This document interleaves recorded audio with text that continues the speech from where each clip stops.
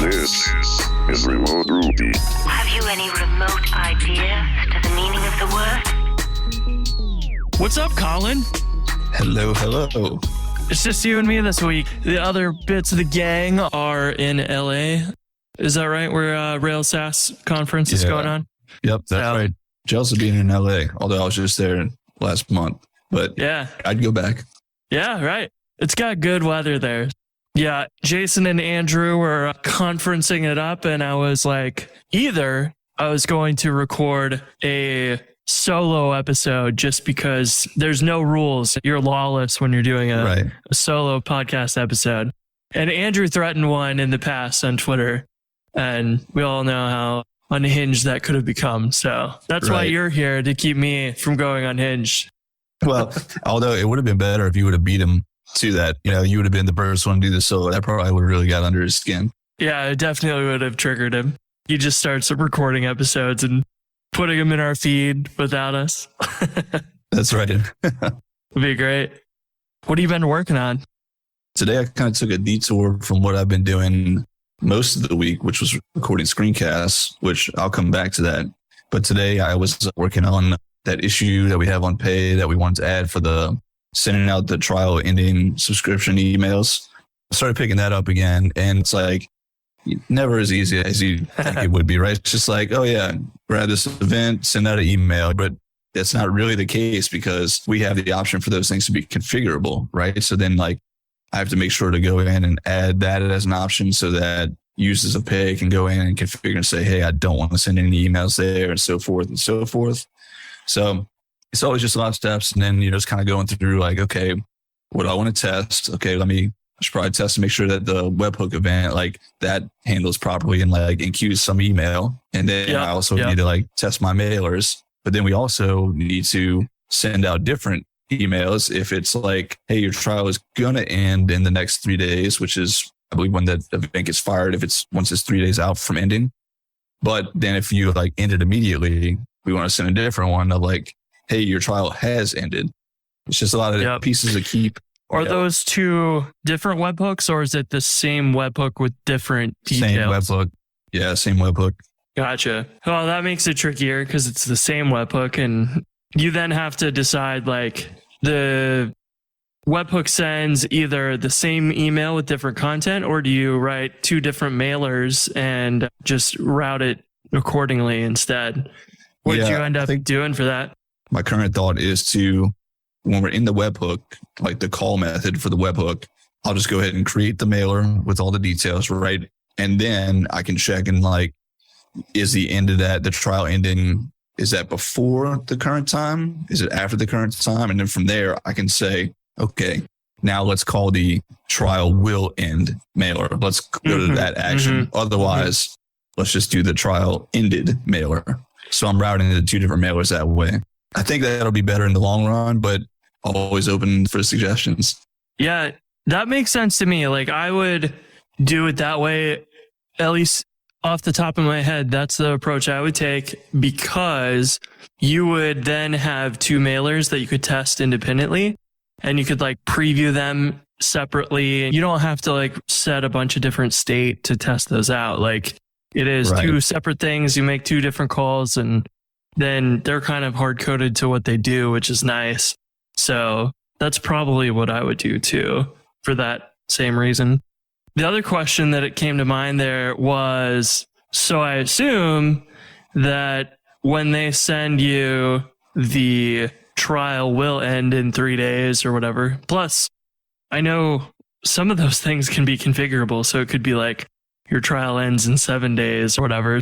It may just be a hard-coded like 3 days, but for their dunning emails, it was like 3 attempts by default for like a failed payment. And I know you could change that number or whatever. Like if they don't give you that in the webhook or something, then you just have to write your email more generically and say like, your trial is ending soon instead of your trial ends in 3 days or whatever. Right. That's a really good point. Yeah. See, I haven't even thought that far through it. Right now, I'm just kind of in the phase of, okay, let me get the flow down and see like what that looks like. And then I'll run into those rough edges in the future. Yeah, that's the fun. where you realize, oh, this sounds like a really easy feature, but now all these little nuances make a big difference in how we end up building that or whatever. That's a good one to work on. And related to that one is like those dunning emails that I was telling you about just a minute ago, like those I would like to have as a feature of Pay. Right now, everything for GoRails goes through Profitwell, and they do like those failed payment emails, which is fine, but they don't understand that companies have multiple products sometimes. So all of those failed payment emails come from Chris at GoRails, but it's like, hey, your $249 payment failed. It's actually for Jumpstart, but it looks like it's got the GoRails logo in there and stuff. So it doesn't look like it came from Jumpstart. And it would be nice to have them all using that failed payment email system straight from Pay, because then we can control like the template and everything else and just have the right details there, because that's how it should be. Yeah, I guess that's part of a bigger conversation of getting GoRails onto Jumpstart right in the future. A lot of that stuff, for anybody that doesn't know, like GoRails, I started way before Pay existed. And like I started that in like 2011 or something. So like the Stripe API has changed a lot in 11 years, which is crazy to say. But it's doable to upgrade it to Pay. But like, is it worth the effort? Maybe, maybe not. And we can actually just take a lot of the code straight from Pay and then like put it right directly into GoRails, and it gets us close enough. And we just copy paste the mailers over and the webhook processing code, and voila, we'd have the equivalent there, and we'd be able to drop that third party service from sending those emails. And like eventually then you can reorganize stuff and make it work with Pay if you wanted to like move the whole code base in there. But that's adding the models and moving stuff around and lots of like nuances to all that. So it's not a simple migration, but it's doable for sure. Right. But it's like, you just got to be careful when there's payments and it goes into production. And if you make mistakes, you need to be right there to fix them right away, because that's important. Yeah. So we're not going to do that one today, then on a Friday, or today or on any Friday. Yeah. We'll just push that one live shortly. Yeah. Somebody on Twitter I saw was like, if you do CI/CD, then if you allow people to merge PRs on a Friday, then technically you're deploying on Fridays too. And I was like, oh yeah, but they're a little safer, I guess, because they already went through CI, hopefully, but you never know. Yeah, right. You really don't ever know. Yeah. What else? I was working on Pay this week too. 3 days ago, adding sync for payment intent and setup intents. That's right. So yes, I remember. And we found this like very obscure bug that I had to go to Stripe support for, that I was telling you about. Basically, when we create a subscription, it wouldn't ever save the payment method to the Stripe customer. And it was because we had, from the early days of the SCA changes, had just always created subscriptions with off session is true, but I think internally in Stripe that's changed a bit. So if you have that flag, then it basically tells the payment method it can never be attached to a customer or whatever for safety, because they wouldn't have like approved it through SCA, which makes sense. Right. So we just changed that, which is good. That fixes that bug. And then, I think the other ones were really just little things like that. Nothing too exciting. I think the next thing is to just pull in like some of the pause behavior updates. And a guy, Michael Vosseller, pardon me if I butchered your name, he made a PR to add current period start and end to subscriptions, which would be nice. So I want to look into that a little bit more. It does add the columns to the database, which are going to be kind of tough because it's one of those situations where like Braintree doesn't necessarily give that, or Paddle or whatever. So how do we use those? And if we don't have webhooks constantly updating those values, then how do we know when to update those values? We're not going to run a cron job or something. And we could, I guess, but it's a tough feature that you can build something just for Stripe and then assume that, hey, if you got Braintree, you just can't use that feature or something. It's kind of painful to deal with, but joys of building abstractions on APIs. Yeah. Yeah, so that's what I've been doing today. And the rest of the week, I've been working on screencasts, like I mentioned before, which has been fun. I started a little series of like your first Ruby gem. And it's like the beginner of the beginner kind of series of making a Ruby gem. We don't use the bundle gem command to scaffold out the gem or anything like that. That's cool because I've never done that. I've always done bundle gem or like Rails plugin new. So that'll be even new for me to like just go through completely from scratch, which is neat. Yeah, it's interesting because like depending on how big your actual like gem code is, like in the video, we just add a little method to the built-in like Ruby array class. But like if it's like a one-line method, you can build the whole gem in about 8 to 12 lines of code split across like 2 files, which is like insane. Wow. So you have to create the gem spec from scratch. Yep. And then. Yep. So you make like just your main project directory, and then you make .gemspec file named after whatever your gem is. We make a lib directory, and then inside that lib directory, the root of there, we make a .rb file named after the gem as well. So we just write our code in there, fill out the gem spec. In the gem spec, I think it's only 5 required attributes that you have to define on the gem specification object. And then there's a bunch more that are like recommended. And then there's a whole section of optional attributes as well. But the bare minimum is 5. And the whole goal here was just to try and like, let's do the minimal thing possible so that we don't have a bunch of stuff in our way and we can really understand how this all hooks together and works. That's really cool. Building something completely from scratch like that is a good way to understand when I ran that command and it generated all this crap. Now I know why it's all there, and every little line being required is like, okay, now you have to understand why we need this and why we need that and why we need whatever. I think that's a really good way to learn how to build a gem or build anything, really. You're not copy pasting from Stack Overflow or whatever. Right. And after making those videos, so like the first one is just pretty much what I told you, making that little bit of structure and getting the gem built and released on Ruby Gems where you can like kind of pull it in and play with it or send it to your friends and stuff. The second video, we set up a Git repository, set up testing, like a very simple testing setup. We don't even use Rake to run the tests. There's no dependencies in this thing whatsoever. It's all just straight Ruby code. So we set up a testing directory in the project. Once we get that going, then like I set up like a very basic GitHub action so that we can run our tests every time we push or open a PR. That really is just like all the minimal pieces you need to get in place to start working on projects of your own. That was like the overall goal here. So are you even using Minitest or anything? Yeah, we are using Minitest. But that ships with standard lib, so we just put that in. Yeah, that's sweet. So it's like the most minimal thing you could build. That's cool. Exactly. Yeah, I didn't want there to be a whole lot of stuff in the way of understanding just what a gem is, how do we build one, what are the core pieces here. Yeah, that is awesome. And I was thinking too, it'd be a lot of configuration code, but like you could do the same thing for a Rails app and like write the config.ru and config application.rb and go through the entire process and say like, this is exactly which file is being required. So let's go add that file and all the steps it does, and then go back to where we were and then load the environments and whatever. Like that's pretty cool. Yeah. And I think like a good bridge between where we're at in the video series and what you were just talking about is if you go look at Rails itself, like the Rails repo on GitHub, if you go look at the gem spec in there, I'm pretty sure when you're writing your gem spec file, there's like a spec or an s.files attribute you like push things onto. I'm pretty sure, I'm not looking right now, but I think you are.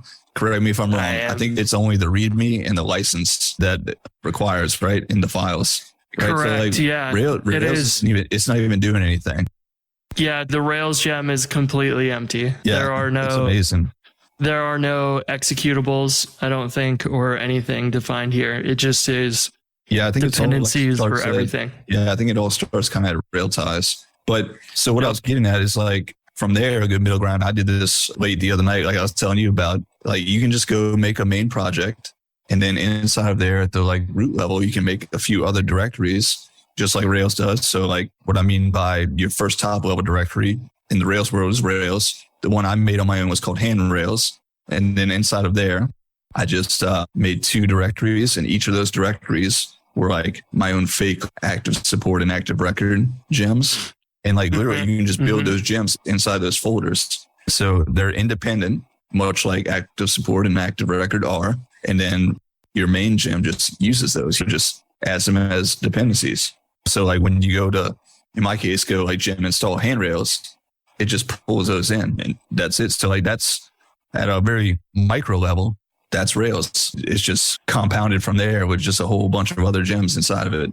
So it's cool to just figure that out on your own too. So I'd like to maybe see in the future, maybe like we can make that next middle step from where I am now in that series to what I just told you. And then eventually like somebody could go do like Noah Gibbs has his Rebuilding Rails book. That's more like what you were talking about when we got on this topic.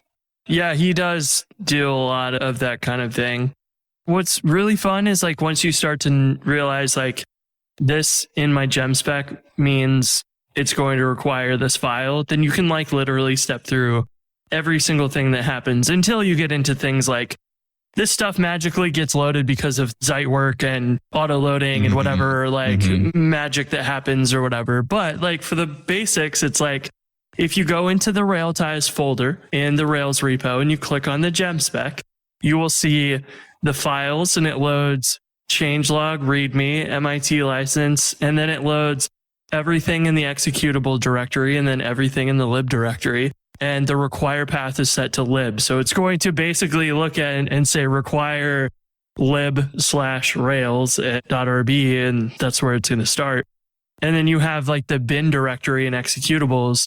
So it looks at that executable directory, and that's where your bin/rails or exe/rails. And when you run Rails in your command line, that's where it is. And that's the code that runs. And it doesn't feel magical anymore because you know exactly where to find these things now. Exactly. And like you can go debug stuff and whatever. It's cool because there's really, at the end of the day, no magic, nothing at all at that point. And you'll even see that the bin test file here is just like, hey, let's go set a root path and then require relative from there. And you just navigate to the correct folder and voila, you're off to the races. I mean, even making those videos, I learned a lot from making those. And then like dive in, like I was saying, like poking around through the Rails source code. I'm like, very much just what you said. I'm like, it's not obscure to me anymore. I can see exactly how this all plays together. So it's really cool. So I think anybody that like, especially beginners, if they go and watch those 2 videos when they come out and then start poking around at some other gems that are out there, I think my hope is that they will feel more confident in navigating around through that code. Yeah, I would say that's the thing that probably accelerates developers in their careers the fastest.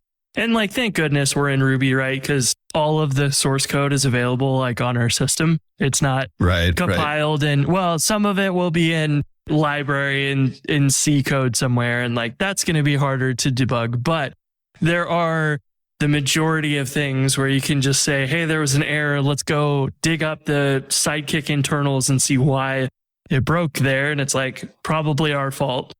And you just learn it and fix it. Whereas if you were using C# or .NET or something and it crashes in a DLL inside of Windows somewhere, like good luck. That's all like hidden proprietary, like compiled code or whatever. And you can't just dig into it and understand why it broke. So we're really lucky to be able to do that. And then my bundle open over there. Exactly. Yeah, exactly. Or like you can, if you know how to interpret the assembly that it compiled down to or whatever, but like not fun. It's really nice that we have that tool. And then I think that's one of the things that I've noticed, that people who learn the fastest end up just, okay, it broke here. Let's go see what it was trying to do. Cause I know what I wanted it to do, but it may not have expected what I gave it. So you read it and you understand. You don't have to understand a lot, actually. You just really understand step by step what the heck it was doing at the time. And you may not know conceptually any of the rest of what's happening, but those one variable came in nil and it wasn't supposed to be. So why was it nil?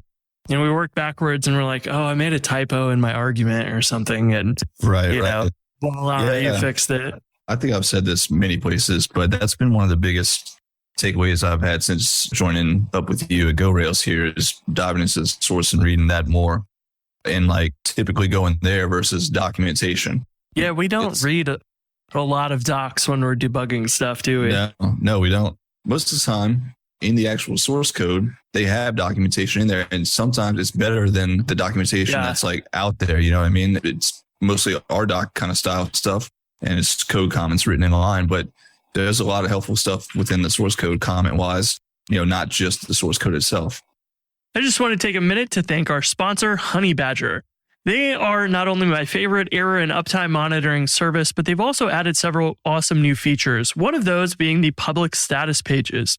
So it makes perfect sense that your error and uptime monitoring tool can have a public status page for you to communicate any downtime outages with your customers. So whether US East 1 is down or you forgot to add a configuration file, Honey Badger is there for you to help communicate any downtime or outages with your customers. Plus, they've also added SSL certificate monitoring. So like many of us use these days, Let's Encrypt certificates expire every 90 days. And if for some reason you're a week away from expiring an SSL certificate, they can let you know ahead of time so that you can take care of it without any outages for your customers. Plus, managing the errors and things inside of Honey Badger has gotten even easier with Honey Badger Actions, which you can use to automatically assign errors to yourself or another team member, add tags to different error classes, and more. And they also have batch actions, which you can use on the search results to help manage your backlog of work to do. So Honey Badger is the place to check out for error and uptime monitoring, and it's only getting better. So check them out at honeybadger.io.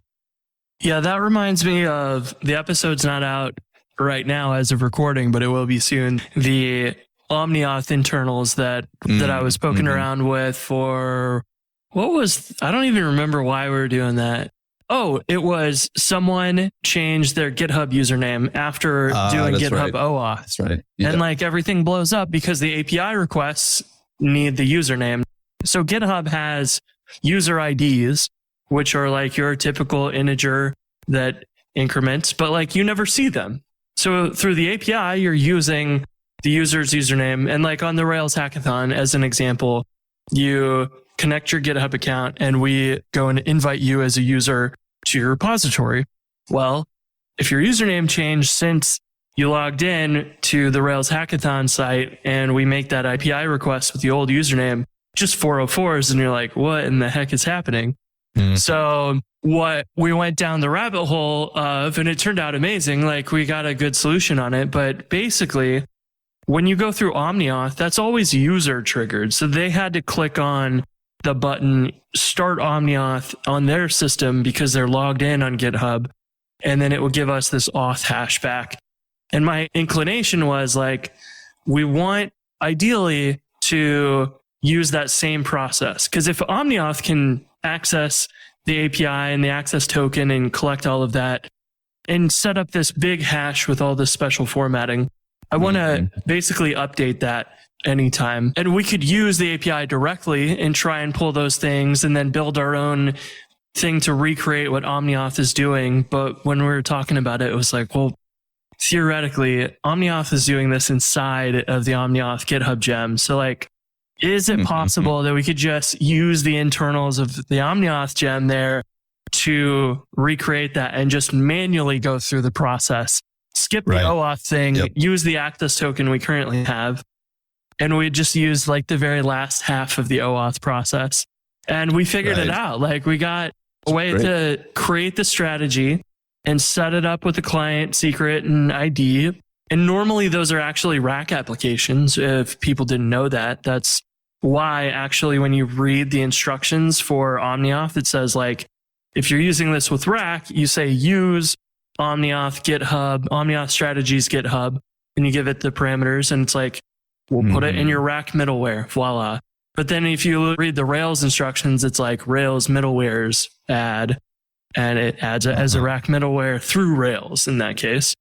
So really all this OmniAuth stuff is happening before it gets to Rails for the most part, and then it gives you that stuff in Rails in the callbacks controller. And so we basically went through the internals of OmniAuth GitHub, OAuth, OmniAuth, OAuth 2, and the OAuth 2 gem, and read through all of those and figured out we can instantiate the OmniAuth strategies GitHub, pass in the client ID and secret, create an OAuth 2 token with our access token that's currently in the database. We can then refresh that if needed.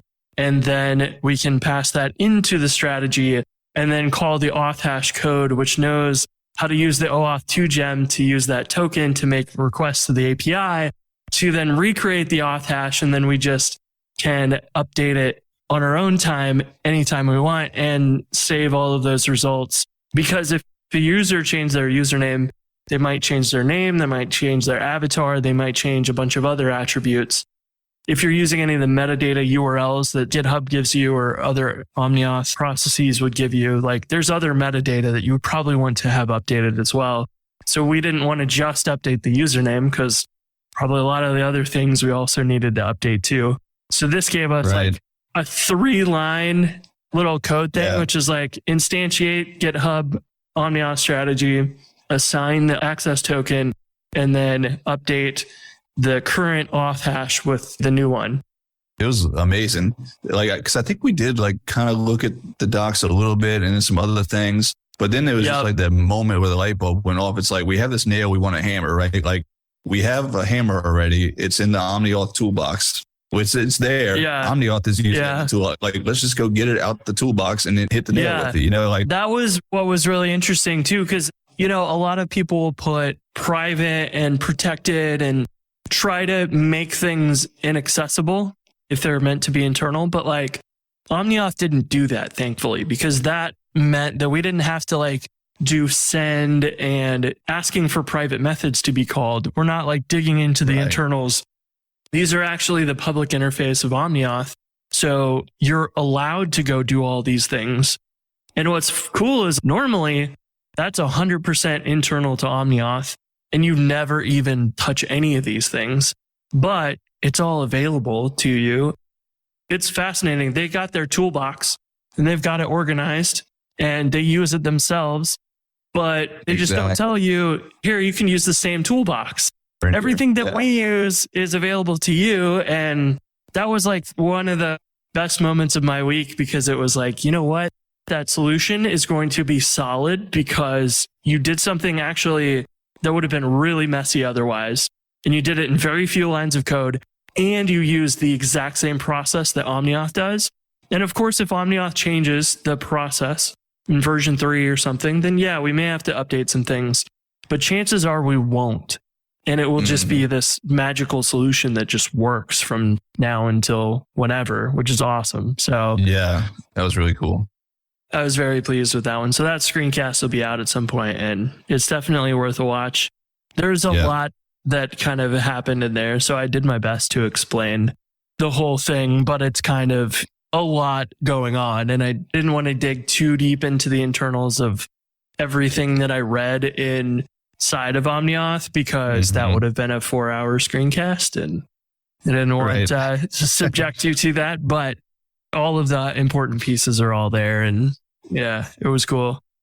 Yeah, I'm excited to go back and watch that one. I was there when we did it, but it'll be cool to go back and watch and not be in that like the mental space of like trying to think through it at the time of finding it. So, you know what I mean? Yeah, that's something interesting that I know that I worked on it like the day before and then was just like, it's probably possible, but I don't know what I'm looking at and I don't know where I'm going. And then I like slept on it and I was still noodling on that problem the next morning. And so I'm poking at it and I'm like, let's just hop in the Rails console and see if I can access this and that and whatever. And then I'm like, oh, snap. I can do all that. This toolbox is all right here. Yeah, that's great. That stuff is really fun. It really is like completely undocumented stuff, but it's all of these tools are available to you. And that I think is the interesting point here. Bring it full circle right here, right?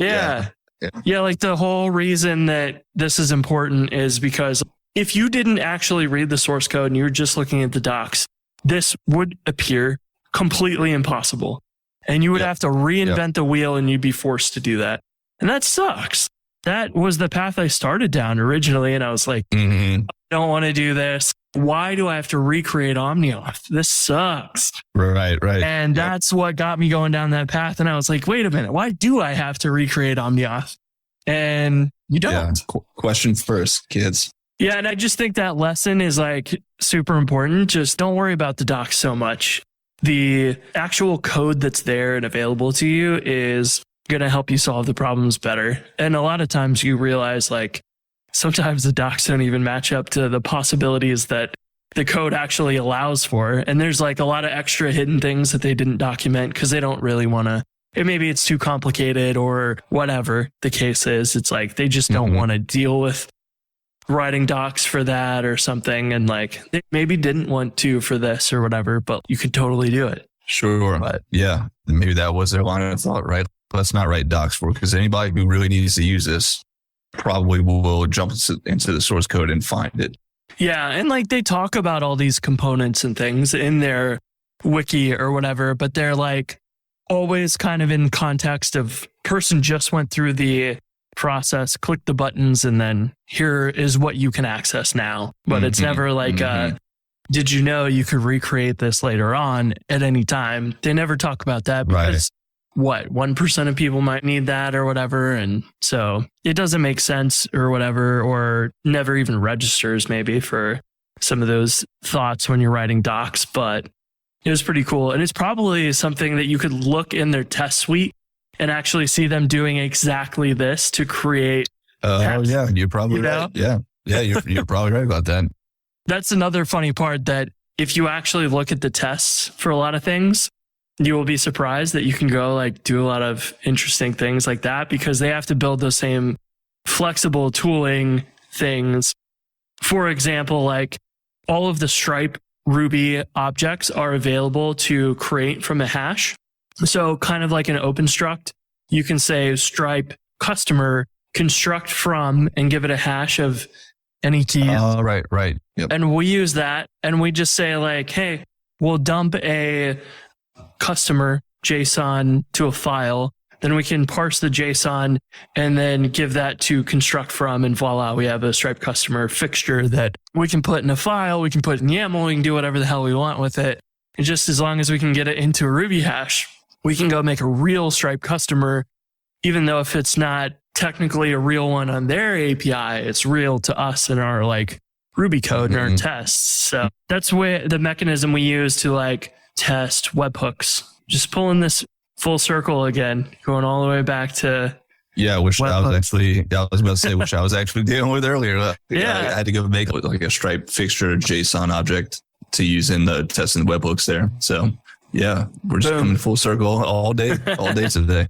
That's good. What else you been working on? Anything else?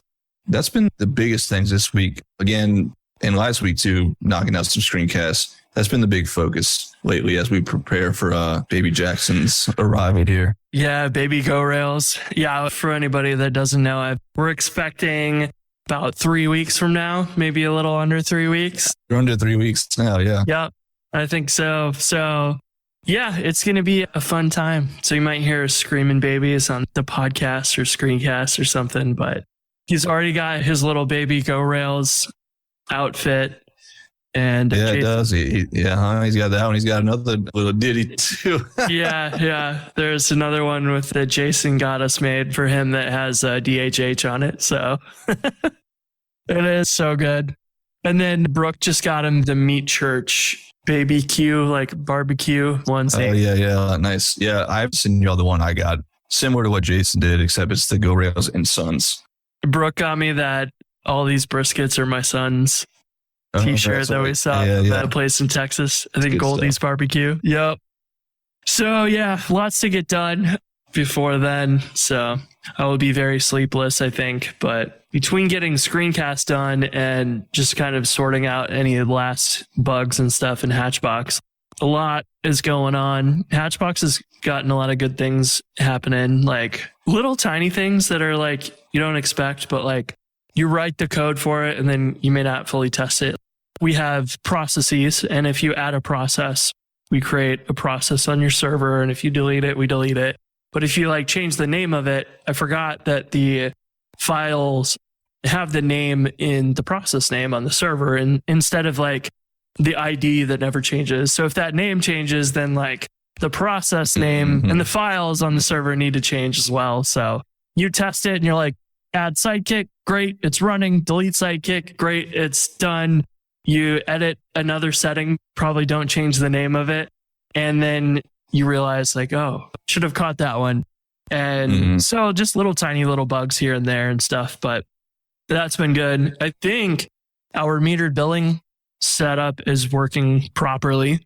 We haven't over calculated time usage or anything like that so far from what it appears, which is good. Because that one was tough. We had like the numbers started to all like blend together for a minute there, like when we were like trying to figure out the right form there. So for anybody that doesn't know, like our old version of Hatchbox Classic just had simple billing tiers, and you would pay for one tier and you could have up to X number of servers, which is fine, but you'd like pay extra if you didn't use all the servers, or maybe you need one for a day or two and then you want to shut it down and you got to upgrade a tier and then downgrade later. And it was just like not smooth for customers. So the new version is just usage based, which sounds simple. We start your server, we start a count of, that is when the server was created, and we want to then count until it's destroyed, but you have to break that up. So if you run a server for 5 years or something and you only charge when they shut down the server, you would not charge them until 5 years later and then have a giant bill for that all at once. Right. So you've got to do regular reporting. But if you do that every day or whatever it is, then you have other considerations to take into effect. You might also start a server that is started now, you shut it down in an hour. So if it was in the current day, then you need to calculate from the start time to the end time.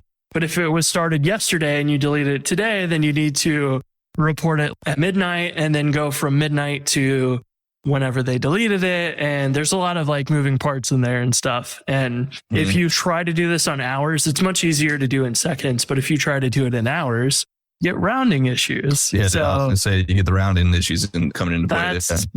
Yeah, that's fun. And then what we discovered in Stripe is there's no way. So you send up these usage records. So you create a price and you say like, it's $10 a month for a server, but the price is actually per second in there. Yeah. And you report usage. I forget what it breaks down to. Yeah, but there's a lot of, it's a point and a bunch of zeros and then like a 3 and a 1. There's like 10 zeros. Yeah, it is. Or something. It is hilarious because it is like, 0.000000031 per second or something.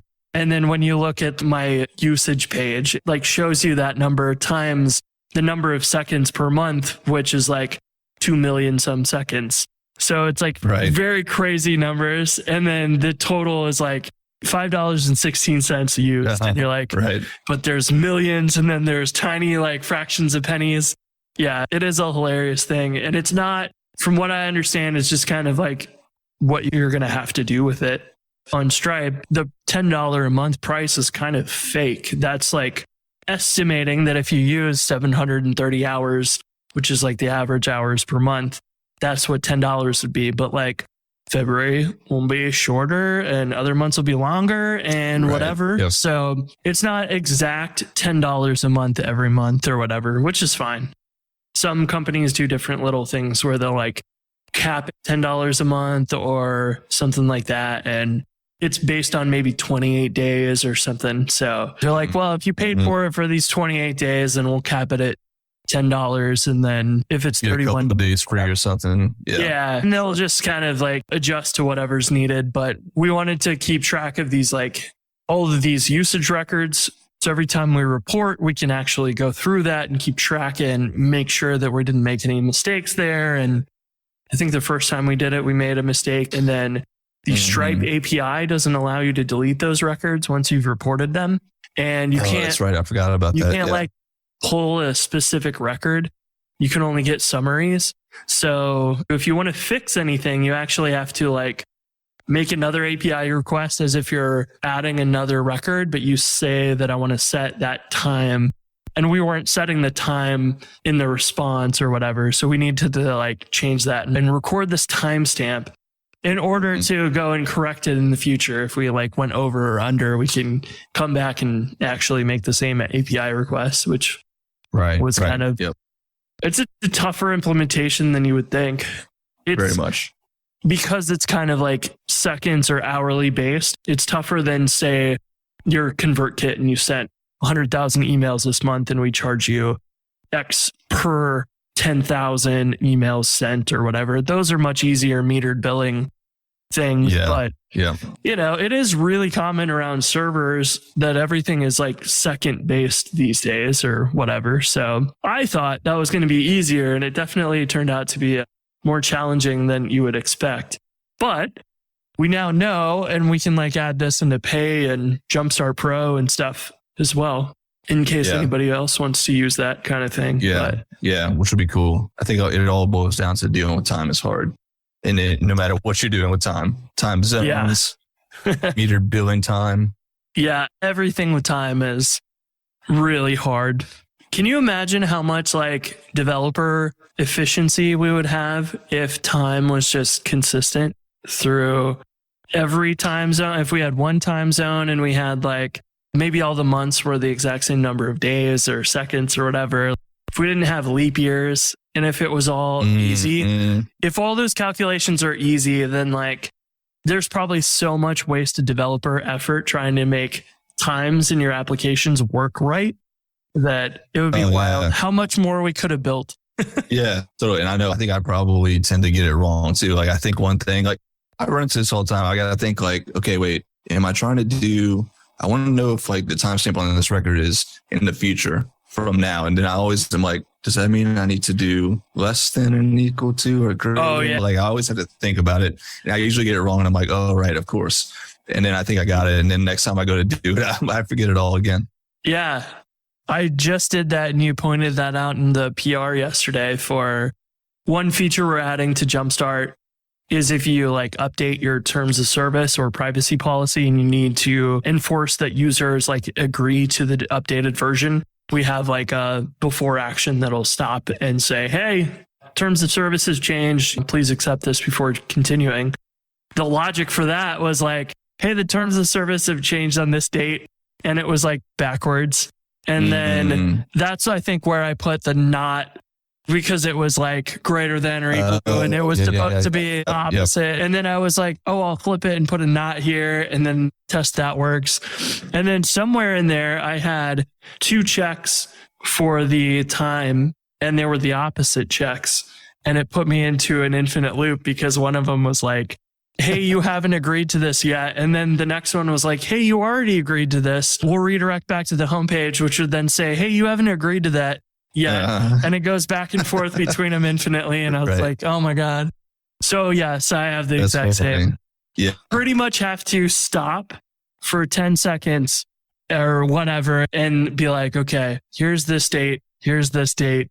And visualize a timeline and then put a greater than symbol in the middle. And then I'm like, okay, if it's not this, then whatever. I do that too. Reading through that PR was interesting. That little suggestion about, so much like you, I don't typically use unless in Ruby. I prefer to say if, but in that PR, I had made a suggestion for anyone. So people out there listening can understand this. I had made a suggestion because it was like you were saying, if, and then bang, some condition. It was if not agreement accepted by current user, which is how it read, which was a quick fix for me because of that mistake I made in the accepted by thing. It used to actually read if accepted by current user, but that was the condition for actually like showing that they needed to agree to it, to the new version. So I was like, oh yeah. And I quickly made that change and then just threw a not in there. And I was like, oh, great, it works. And that's where we got to. And you were like, yeah, we should do unless here. To me, if I felt like it read better using unless there, but I like what you ended up coming back with and doing, which is just renaming the method to work and read better with the if statement. Because again, I hardly ever use unless because I think similar to you, I have to really think about what that means there. And in a lot of cases, sometimes it's easy enough. But I find most of the time I have to really like be careful when I read this. I really like unless if it's not the first thing If it's a chained where it's like, do this unless this, feels really intuitive to me there. But when it's the first, which is like modifier form, right? You put it at the end of the statement. Yeah. When it's at the beginning, for some reason, it always catches me. And I always have to rewrite it in my head as if not this, then do this block. So what we ended up doing was we said, we already have agreement accepted by ? User. And then it was like, well, let's just have it not accepted by helper. So then we could have the same thing, but it reads better. And now we also have both versions of the method. So depending on what you're doing, you can say, hey, if the user agreed to this, then we can do whatever. And if they didn't agree to this, then we also have that. And so you almost alias that method, but you just do the alias, the inverse of that method. And then you have the ability to kind of just always write an if statement instead of unless. And you could still always use unless, but I always found it more easy to read when, and just in general, like having the positive and the negative method names for me is helpful, just depending on the context of what I'm doing. But it is kind of weird though, like thinking about that in pay. I don't believe we have, like on a subscription. In that case, I wouldn't have like a canceled method and a not canceled method. In that case, and maybe this is more because subscription has a state, those we actually say like if the subscription's active or if it's canceled. And canceled also is a more complex concept there as well. So like you can have a subscription that you've canceled, but it is still active because it's on the grace period. Like you paid for 1 month of Premiere Pro or Photoshop, the 15th or something. Yeah, and you canceled in the middle. You still are active for the last 15 days, but technically it's canceled and you shouldn't be able to cancel it twice. We want the UI to be able to tell you that. So the states get a little tricky because when you build out the billing page, it's like, if it's active, yes, but is it active and on its grace period? And you have to do like, if it's active, that means that it could be, and really you don't want to use active there in general because you want to be more specific about it. You want to see is it on its trial? Is it on its grace period? Is it completely canceled? Is it whatever? Paused. Standard active? Yeah, is it paused? And then when you're in your actual application, you just use active because you are saying, hey, does this user have access to the pro episode on GoRails? I don't care if they're in their trial, if they've canceled and they're in their grace period, or they're just regularly subscribed.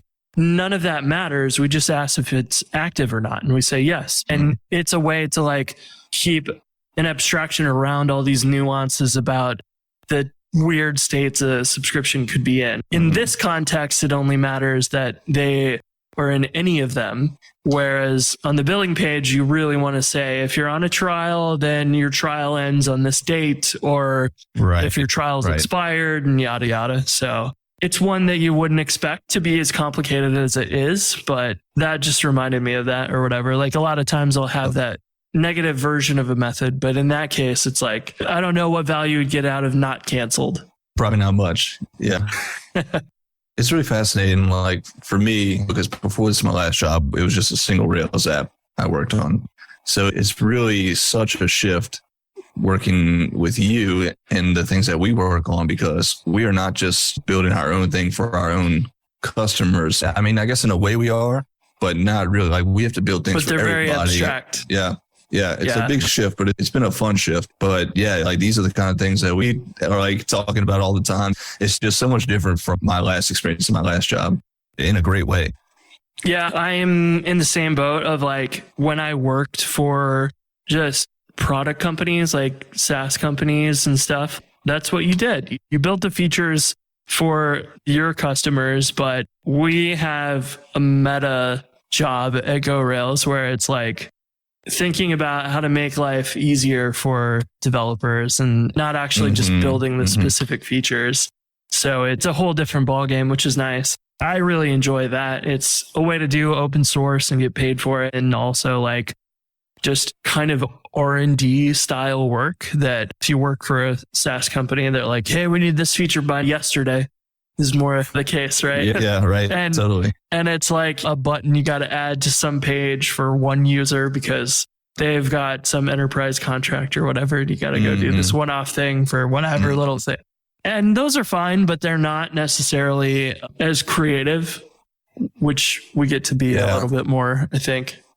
Absolutely. That's one of the many things I've enjoyed about coming on board here is just the sheer like creative process and thinking through these problems. And especially with anyone opening a PR against something, we have to be careful about what we merge in there because there's consequences that don't just affect us or them, like that person opening the PR, right? There's a lot of other people to consider in what we pull into code here. Yeah, that's the mind-blowing thing about what Raphael does for Rails. Being able to look at a PR across something that's that big and that generic is unbelievable. So yeah, we have a tiny fraction of that and it is hard enough as it is, but I can't believe how much he can keep in his head on those. It's wild. Thanks, Raphael. Yes. Huge thank you. That's a really good one. Like we did our pair programming session last Friday on simple calendar changes and that was a blast. That was really fun, but it also ran into a lot of those things of like, okay, you're building a generic calendar gem. How do you make this as flexible for as many use cases as possible? There's a lot of nuances to the decisions you make when you're doing that stuff. And that it brought me back on just like, the calendar means a lot of different things to a lot of different people. But let's take Google Calendar, for example. That one registers every event inside of the box for the day, which is good. But then all of a sudden you realize that's just the month view because they have a week view and they have like agenda, like 3 or 4 day view. If you open up Basecamp, they've got 2 calendars next to each other and the events actually are underneath it and those change. And we were talking a little bit about like, it'd be nice to show a simple example using turbo frames to make the calendar update with a sort of Ajax-y style without refreshing the whole page. And on one hand, you could just like slap a turbo frame around the output of the month calendar or whatever, and that'd be fine. But if the user ever wants to include those events in a list underneath the calendar, like Basecamp style, that turbo frame shouldn't be done by the gem. It should actually be done outside of the gem. And then it's like, well, maybe that should just be always outside of the gem. Like we want to make it work nicely with turbo frames, but does that an older Rails version? Yeah. We got to make sure it works without. Do we need to even add any features to Simple Calendar to support that or not? Maybe we do, maybe we don't. Maybe it's helpful, maybe it's not. Yeah, which I think we had talked about. Just one option just being like, maybe we just provide an example in the documentation of how do you use a turbo with Simple Calendar if you wanted to. And maybe that was the solution. Yeah, because there may be certain use cases where you need to edit the links to have a data turbo frame on it or something. And that goes and changes something else maybe. But it's like, it's interesting because there's a lot of little nuances to it. One of the other things we talked about during that was events. So if you're displaying a month calendar, you have a couple options on how to query for events. So you can say it's October 7th and we're going to display October for all of those events. So we'll query the database for any events. And this is where it gets tricky too. If you have start and end times, you would want to catch any events that end in October and start before or during October. And then you also want any events that start in October or before October and end in October or after, because it could be an event that goes for the whole year. So it would need to span October. There are some that will be start and end before October, and you can ignore those. But if they start before and end in or after, include those, and vice versa for starting in or whatever. Yeah. It's insane. It's a lot of things, but see, just right there. It's just like, it's a brain teaser. That's an interesting thing because you want to do that efficiently. And then there's a couple things to worry about too of, do you want to even show any of the items in? So you have a month calendar, right? So let me pull up the calendar so I can see this and explain what I'm thinking. But if we go to the month view, October 1st, 2022 is a Saturday. So your month calendar needs to render one day on the first week of the month because that is the only day in October. The only day, yeah. Mm-hmm. But you need to backfill 6 days and display those as September. And then you can choose if you would like to display those calendar events there as well. You might only want to display October dates, but like Google Calendar will do this where everything on the calendar that has a day is actually going to display the events, which probably makes sense. But they'll like gray out the older ones or change the opacity on them or something, things in the past. Right. Yep. And like you can choose to do all kinds of different things like that. And you've got to build this open source gem that you're like, when you build it initially, you're like, the only thing that I care about is, do I render a table with 4 weeks, 5 weeks, 6 weeks, however many rows, and then the day is in there, and like that's about it. But yeah, and you quickly find out that there's a lot more to it. Yeah. Yeah. And then also like styling the calendar too. I know there's some default styles that ship with it, but then like that's a whole nother piece of the puzzle too. Yeah, because all the asset stuff has changed a lot. The way that works now is it's just in the asset pipeline like the old style. And honestly, I just say copy paste these and use them in your own. Yeah, here's all the selectors. Go fill them out yourself and whatever. We mostly have default styles in the sense that like, I think it was Bootstrap 2 when I originally like made Simple Calendar.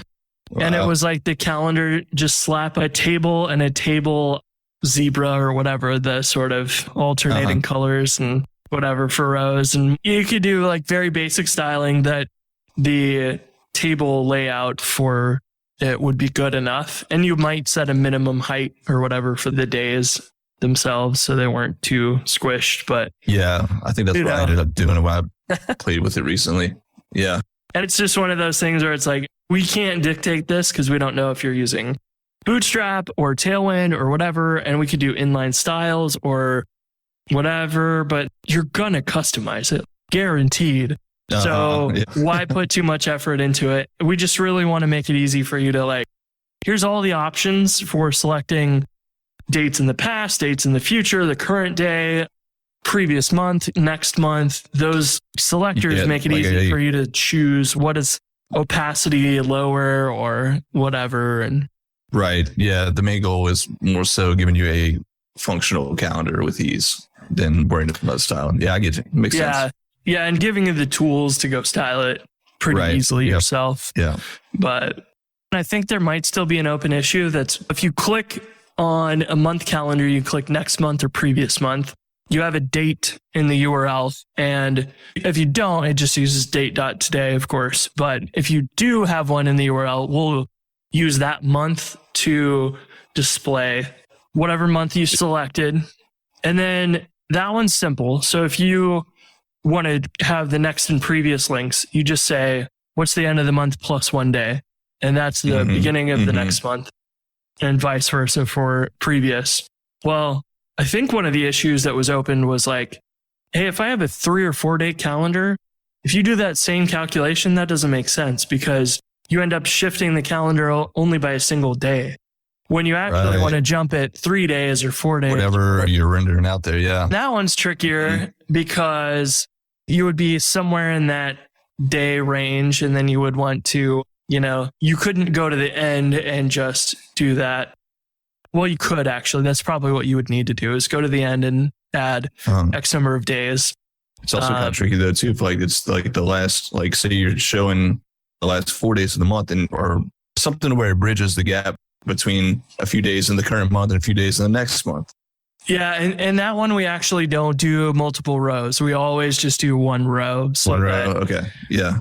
So that it's even. But that's a nuance though that is important to note. That's like if you're doing a month calendar, you always have the full month in view. But if you're only doing 4 days, whatever date you give us, is that like the middle or is it the beginning or is it end?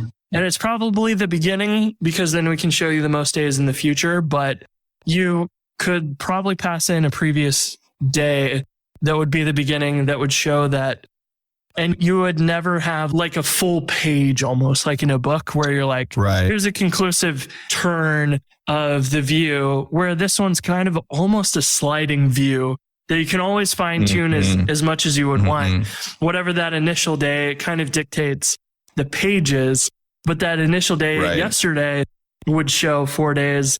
And then today it would just shift over by one when you refresh the page. But clicking the pages across is going to be a little shifty. And it's like, a nuance to that kind of calculation.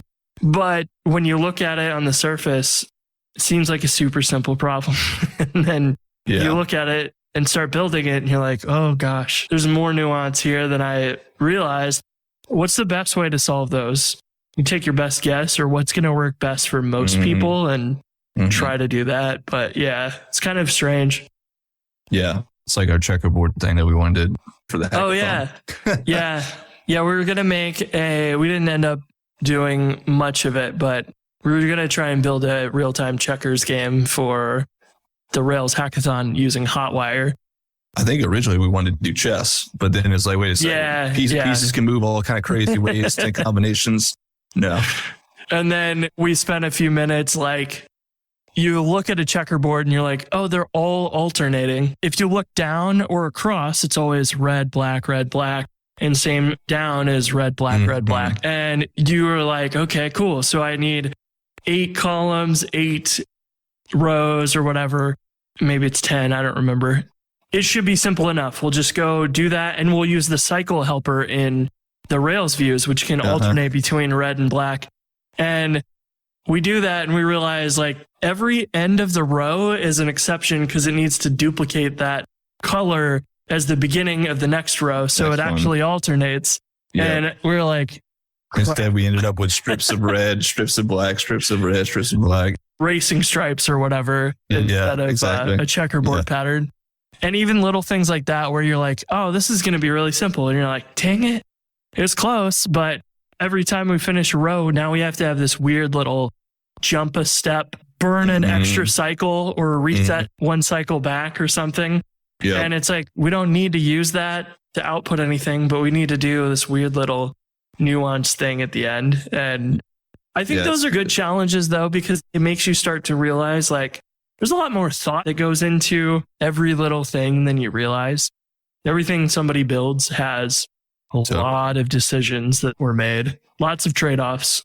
Maybe we would have been better off doing a real-time tic-tac-toe. That's like the next step below, right? That's just the pieces. We didn't need to worry about cycling colors in squares. It's a good point. It always reminds me too, though, like people make video games that look unbelievably realistic. I don't know how they do it. Yeah. And we're sitting there like, oh, I thought we'd be able to make a checkerboard in 30 seconds. And it's actually like takes a little thinking. Yeah. Go figure. It's always a realization or gut check when you're like, man, this really simple thing is actually a lot more complicated than to do it well is a lot more complicated because you could always hard code the divs and do something like that or whatever. Sure. But it's not easy. No, it is not. We should still finish that. That would be a good little screencast series. Go build the real-time checkers game, and because Type Fighters and stuff was a blast to watch and play. And a lot of what Hotwire is used for, I think, is not the sort of two users interacting with the same thing at the same time.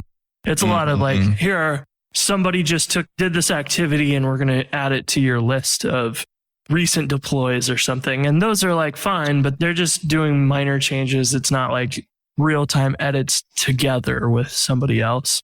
That'd be a good one to like show a little example on that or whatever. Something with potential race conditions and things.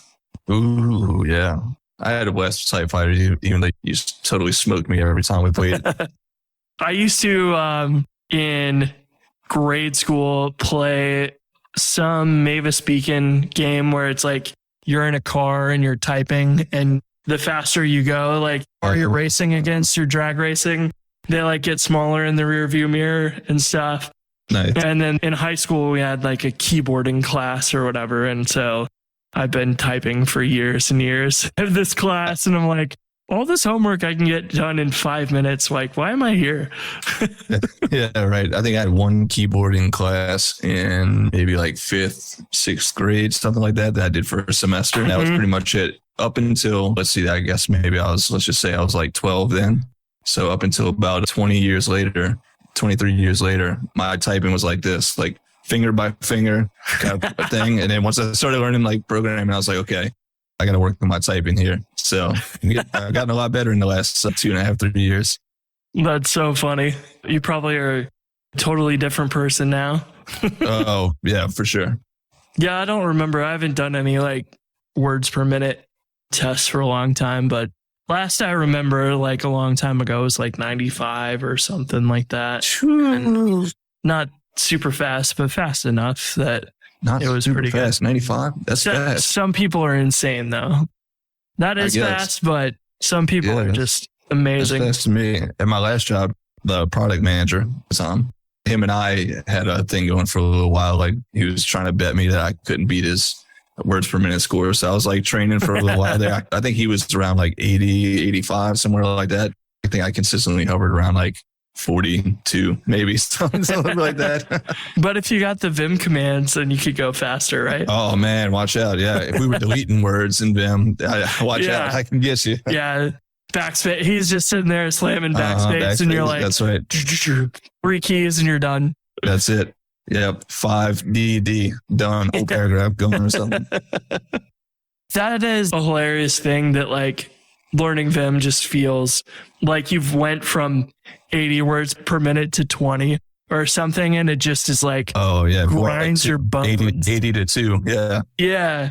You're like, I just can't live like this. Like it is so frustrating internally when you're like, the thoughts are in my head and I'm losing them because I'm trying to type fast enough and keep like doing what I'm doing, but it's holding me back. And that was not fun. It's a rough learning curve. I think I struggled for probably like the first 2-3 weeks. And then like, it's just gotten easier. And like now, like there's just so much I don't even think about. Yeah, you're teaching me stuff now. So it's hard to teach an old dog new tricks. Although I see you catching yourself every now and then when you realize you're tapping it a few times. That's the key there. Yeah, I think I'm trying. That's really the hard part is like, if you get in those habits, then you have to slow yourself down and like, oh, I did something wrong. Let me stop, do it the way I should have done it. And the faster way, even though it's slower today, you got to rebuild those habits. That's hard. It's hard. That's what I did, like learning to like the newer, more efficient ways to do things I used to do in Vim. I'll try and do it my old way and then I'll like catch myself and I'm like, no, I'll undo it all the way back to where it was and then go do it the right way to try to like really like get the muscle memory in there for those things. But just being able to do something like CT underscore and like being able to surgically remove and replace a section in a string or something. Yeah. I love it. Yeah, it makes so much sense. Like we talked about the other day, your ability as a programmer, you'll be a better programmer if you're not a slow typer and if you know Vim well and stuff, because the thoughts in your head can get into the computer faster that way. That's the reason you learn to touch type and you learn Vim commands. That is no longer slowing you down. It's your brain can think a thought on how to solve something and you can put it in the computer and try it before you get distracted with like, how do I highlight this and do a multi-line delete, whatever. Now you forgot what you started out to do in the first place. By the time you get that figured out. Yeah. Yeah, exactly. That's the thing you see on all the good developers. They can think something and then voila, it's right there and they're testing it out. And, you know, they never go in between those two steps. It's just one fluid movement, which is awesome. Yep.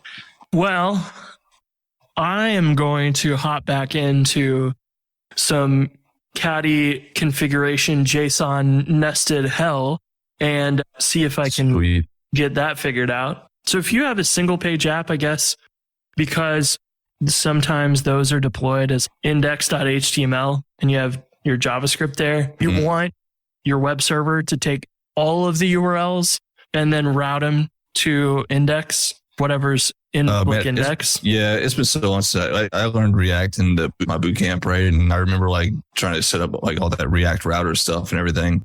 I don't remember a look of it now, but as you're saying these things, like some of it's coming back to me. Yeah, if anything, I'll use Jekyll or Bridgetown or whatever at most. And it's like never SPAs and hardly any static sites and stuff. So like my knowledge of these things is very limited. Or if I'm using Reactor View, like it's in a Rails app. So like that stuff is already set up for me or whatever. So yeah, I was poking at that and just trying to figure out like, how do we make that configurable? And maybe there's just a few settings or example things or something that we can compose the caddy configuration with or something. It's like 10 or 15 nested JSON objects and all kinds of crazy stuff. And like for the most part, there's like one array of handlers, and that is like, go check the file system for the file, go check the reverse proxy. If you don't find that, then we'll like display an error or whatever the case is. So like if we were to enable that SPA thing on a static site, it works fine with your Rails app because you don't have a public index HTML file. But if you do have a Jekyll site or a Bridgetown site or a static site, there is a index HTML. So any invalid URLs that weren't found on the file system would just render your homepage again, which is like not what you want unless you are building your SPA, and it can actually look at the URL client side and analyze that, and all your JavaScript's there. Yeah. So that's a common case. And it's like, maybe that's just a checkbox and we like insert that dynamically. I don't know what we'll end up doing with it, but we can make that, but then it's hard coded to exactly that. And maybe you need to customize some other things in addition to that. Maybe you should share real quickly why you're doing this stuff, because I don't know. Maybe you said that and I just missed it, but I don't know if the listeners out there, they understand why you're doing this. So the idea is really like, we want to be able to support more stuff than just like your standard Rails app. So you might have two repos. One is a React app that's a static file basically with some JavaScript for your front end. And then your back end is a separate app that's like a Rails API. We want to be able to support all that and have that. I've tested like you can deploy Jekyll, we can deploy Node apps. We're using ASDF for version management. So now you can install Python, PHP, like all kinds of things, which is cool. So like the new Hatchbox. For Hatchbox, yes. Yeah. Yes. So that's all for the new Hatchbox version 2 that we just launched, and like lots of awesome stuff there. And I haven't really tested out anything more than Rails. So it's all possible, but now I'm trying to like make it simple to use or whatever. You saved that screenshot I sent you, the updated slogan for Hatchbox, right? For when we get all this ironed out. Oh, right now it just says Rails hosting made simple, right? Yeah. I think Chris a nice little screenshot where I just kind of MS painted in like all the other things it could now potentially support in the future. Yeah, it was like Rails and then hand drawn plus Python and Node and whatever. Yeah. It was beautiful. With like MS Paint quality, just like you would have done back in the 90s for those that was around back then. Yeah, it is definitely up to par quality wise. Like it is. You could be our new designer. I think you earned it. Titles. Thanks. That's the rabbit hole I'm going down now. And it's hard because there's just not a lot of good examples for some of that. It's all the examples are in the caddy file format, which might remind you of like an Nginx config file. But if you want to use the API, it's all JSON. So you can adapt the caddy files to JSON. So what I'm doing is like, here's an example caddy file. Look at what the JSON it generates, and then we can go pull out the snippets we need and put them in there. Yep. But it does make for a painful thing where in the caddy file examples, you could go and have like a domains variable and inject that in when you like write the file to disk and like pull the domains that are in the app and put it in there. But are we going to have people like writing this JSON and merging that in, and like they're going to make mistakes in that crazy JSON. So I was like, how will we do this? I'm not sure the best answer there yet. It'll be something that will be customizable and stuff. And maybe it's just in general, you won't have to fiddle with it. So like it'll be fine. But if you're deploying an SPA, we want that to be easy. And I don't think there's ever going to be like a way for us just to detect if you have an SPA, and we can just like do that, because even Heroku can't really do it. They have their own Nginx build pack that you can add that will do it for you. because their router is just gives it straight to whatever service is listening to that port, and you're done. We will have that layer in between that you can do all kinds of cool stuff with. But how do you make a JSON thing editable safely? That's the magic trick. Right. Yeah, I don't know. And it could be something cool of like we build out some validator that knows how to validate the subset of, because we'll probably just let you edit the like handlers, which are the file server, the reverse proxy and whatever. And maybe we'll end up with you give us an array of things, we'll validate the array and make sure that you have the right keys in there, and we could have our own config validator class, and that could be kind of cool, do the trick. And then we could just give you the full JSON, and you say you either use what we generate by default, or you can use everything custom, or maybe mix and match where you could just inject, because we could do like %curly brace file server, right, and just replace that with our file server directive or something. And then that way you could use all of the features we auto generate for you, plus put your own in some place where wherever you like it. So we'll see. Cool. Yeah. I think that could be a really good option. Unfortunately, people will just have to learn some crazy JSON syntax of Caddy, but it's not too bad. They can write it out in the Caddy file and run the Caddy adapt to spit out the JSON and copy paste it in. So that's much easier. So I'm going to go try and finish that up before the week is over. I will not be publishing that to production yet. But wait till next week. Yeah.